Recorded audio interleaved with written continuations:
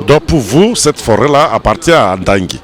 Ben, de par sa connotation, son appellation, poser la question à tout Quinois qui a habité la commune de Ngaliema, Zamba Bavoka, Zamba Ndangui. On n'a pas appelé ça autre chose, c'est Zamba et Ndangui.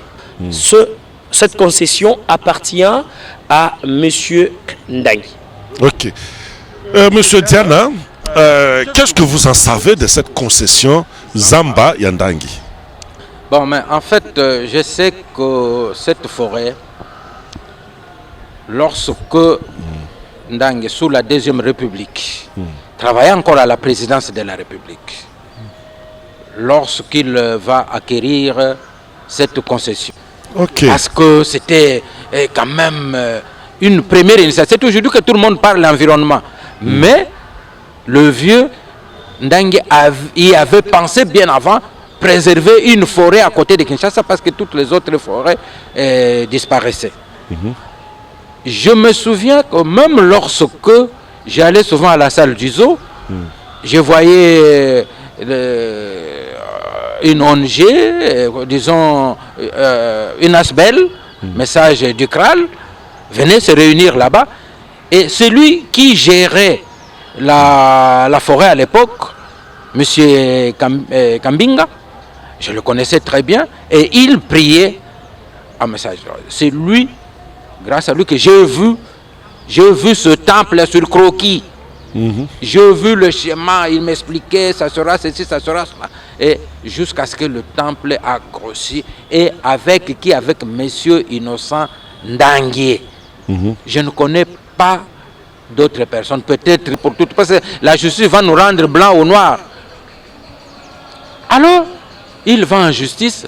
Là aussi, il n'a jamais perdu. Le dernier jugement au tribunal de grande instance de la Gombe lui donne raison et demande de déguerpir tous ceux qui sont là-bas dans la concession. C'est la dernière décision de la justice. Et bien curieusement, eux comme toujours, par des manœuvres, ils sont allés en appel. Et en appel, là aussi ils ont commencé à contester le tribunal. Ils contestent le tribunal, ils contestent les chambres, on présente chambre 1, chambre 2, chambre 3, ils récusent tout le monde. On a l'impression qu'ils sont en train de chercher où est-ce qu'ils peuvent trouver des gens qui puissent collaborer. Parce qu'aujourd'hui, plus personne ne veut être jeté en pâture pour de petits intérêts là. Et aujourd'hui, l'affaire se retrouve au tribunal de grande instance de Kalam, qui t'a Gombe sur leur demande. Mais arrivé là-bas, non, ils ont commencé par contester la décision pour dire qu'on est allé nous déguerpir là où nous ne sommes pas. Il a amené le tribunal où c'est chez lui à Mbinza, ma campagne. Mais en descendant aussi sur la concession, on a dit nous, on déguerpit celui qui occupe le temple. Voici son bureau. Son bureau, c'est le temple. Il y travaille. Voici les concessions. C'est lui qui est responsable. C'est lui responsable d'ici. Et donc c'est d'ici, le temple. C'est pas sa maison privée où il a, je ne sais pas, le document de location, où il a ce certificat d'enregistrement. Mais là où il n'a aucun titre ni droit, c'est ici dans la concession, là où il y a le temple. Son bureau est là, le temple, et ainsi de suite. On nous parle même de la Cour de cassation, de hauts magistrats de la Cour de cassation. Et même de la Cour on nous parle de la Cour constitutionnelle, oui. Et même du tribunal de la Cour d'appel. Voilà. La Cour d'appel de Gombe, qui exerce des pressions sur ces juges. Maintenant, là, la question qu'on se pose, si l'affaire n'est pas administrative, puisque sur le plan administratif, les gens ont dit non, Ndangui a raison. Il n'est pas politique.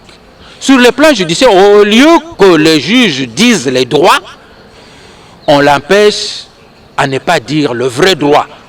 On va dire à tomber dans à favoriser le dissident. Mais que c'est que les dissidents ont comme force, comme puissance pour amener les autorités judiciaires des gens, à faire pression.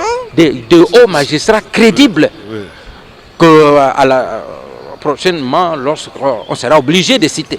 On sera obligé de citer parce que dans... De citer leur nom. Oui, au niveau où nous en sommes... Des magistrats qui font pression. Voilà, qui font pression pour que le groupe de dissidents ait raison. Et c'est parce que la tête des dissidents est menée par un juriste.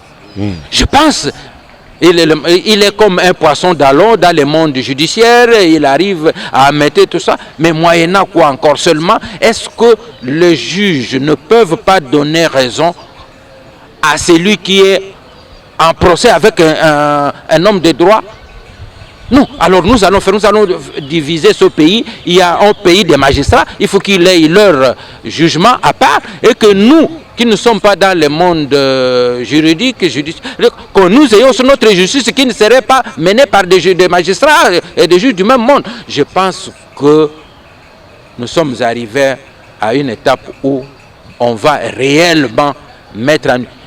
J'ai dit ceci, que ce procès, c'est le prototype de la mafia dont le président de la République parle. C'est le prototype de la mafia. Il suffit de prendre les différentes étapes. Vous faites un film, vous qui êtes dans l'audiovisuel, faites un film. Mais personne ne croirait que c'est de la réalité. On croirait non, c'est une fiction. Nous sommes obligés de faire un document vraiment sur cette question des Zambandangi parce que nous avons parlé beaucoup de ça. Il faudrait qu'on laisse quand même des traces.